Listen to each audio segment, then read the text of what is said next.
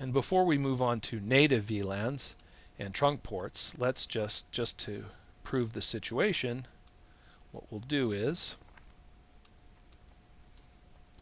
we'll do a conf t, we'll go to global config mode, we'll say line VTY 0 space 15, we'll say password Cisco,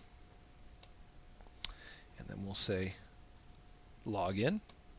So now we've configured the virtual terminal access for Telnet, and now we should be able to Telnet in from the PC, and we'll give that a try. So we'll go here and we'll say, instead of ping, we'll say telnet 192.168.99.2 and hit enter, and sure enough gives us a password, and now we've telnet into the switch. We cannot get to privileged mode because we've not set an enable password on the switch yet. To do that, it's pretty easy. We'll just end here, do a conf t to get to global config mode, and we'll say enable secret password, so it's encrypted, and we'll just put the same password again, Cisco. Alright, enable secret Cisco, and now we have full access from the PC to telnet into the switch and completely remotely administer the switch. Right? Now once again, this switch here has the IP address 192.168.99.2 on interface VLAN 99. Right? So, management VLAN. Now, let's talk about trunks. And for talking about trunks, what we're going to do is we're going to take another switch. We'll get this 2960 switch and we'll bring it out over here, right? And essentially what we could have is a scenario where we have another PC, let's say on the default VLAN. We could have another PC on the student VLAN, which is VLAN 50, right? All right, we'll just say that right there, right?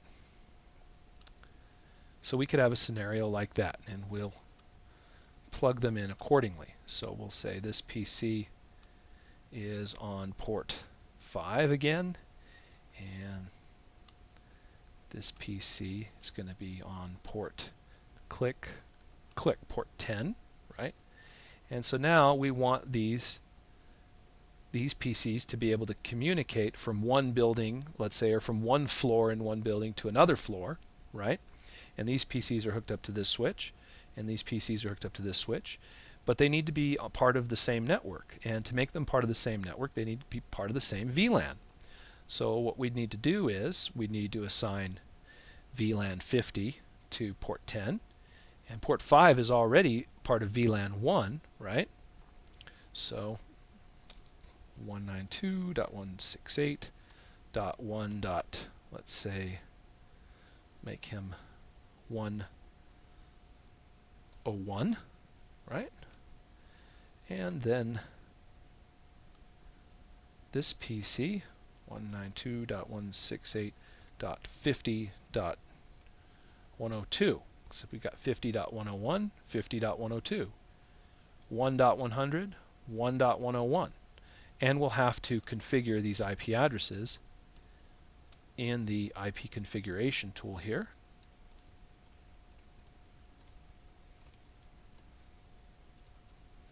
Right, I think that's the number we wanted to give him. Yep. Notice I'm not putting in a gateway because there's no router right now. So I'm not putting in a gateway. All right. And for this one,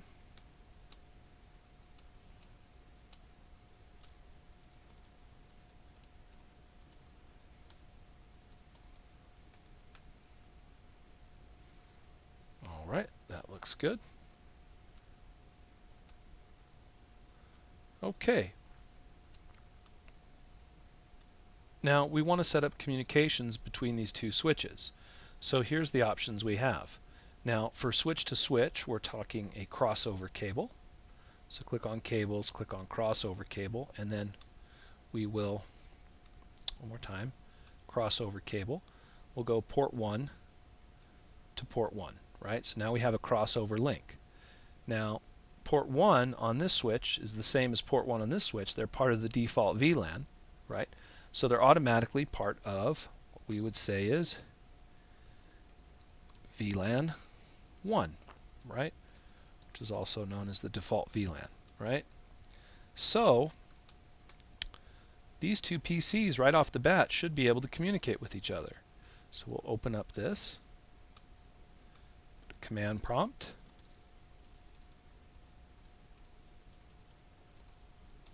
And you can see that, sure enough, this PC can communicate with this PC, right? But it's not going to be able to communicate with this PC, right? Because he's on a separate VLAN. And it's not going to be able to communicate with this PC because this PC has a separate network address here. The network address is wrong here. They're on separate networks essentially. And let's configure first of all. So there's two choices. What we could do is, if we want to communicate from here to here, we could take another port on the switch and communicate it and configure it for VLAN 50, essentially having two connections going from here to here, right? But then you waste two ports on this switch and you waste two ports on this switch. So one port for VLAN 1 and one port for VLAN 50, right? And you need two cables just so this PC can communicate with this PC and this PC can communicate with this PC, right? And you're wasting two ports on each switch. A better way to do it is to set up a trunk going across. That way both VLANs can communicate across the trunk because a trunk can carry multiple VLANs. It's like a VLAN superhighway. So that's the better way to do it. Now, before we do that, we do have to configure port 10 here on this switch for VLAN 50. So let's do that really quickly. So type enable conf t interface FA0/10 and we'll do tab switch port mode access switch port access VLAN 50, right? Now notice what happened here. I did something different than I did last time. I just went switch port access VLAN 50, but I hadn't created VLAN 50 first. So the switch responds with, hey, access VLAN does not exist. And then it creates VLAN 50 on the fly for me. And that was pretty nice, right? It did that automatically because I had never created VLAN 50 on this switch. So that was pretty nice. Now, if we go to look at it though, it's not going to have the nice name that I gave the other one, right? Right? The name here is VLAN 0050, right? And that's not exactly VLAN and then student, right? So that wasn't that nice. So we could always, let's see if we can fix that. Conf t VLAN 50 name student. And now we'll do that. We'll do a show VLAN. And you can see now the name is nice. It says student, right? Okay. Okay, where I left off was I have VLANs on these two switches. I've got VLAN 1, the default VLAN, and a PC on that and a PC on that. And they can communicate across this link because this link is by default part of VLAN 1, just because every port on the switch by default is part of VLAN 1. Now if I want this PC is on VLAN 50 and has a 50 network, to talk to this PC who's also on the 50 network and on VLAN 50. If I want them to be able to talk across, then one option that I have, and I mentioned this before, is grabbing another crossover cable, attaching it to port 02, attaching it to this switch to port 02, and then putting those ports on VLAN 50. So I'll just label them. So VLAN 50, right? And so I need to put ports 2 on VLAN 50, and then this PC will be able to communicate with this PC, right? because we'd have a link, an access link on VLAN 50, right? And we can do that. It's easy enough. But you're wasting 2 links on your port. You're wasting essentially 4 ports instead of just 2 if you decide to change and say, no, no, no. Instead of doing that, let's just make 1 link across and make it a trunk.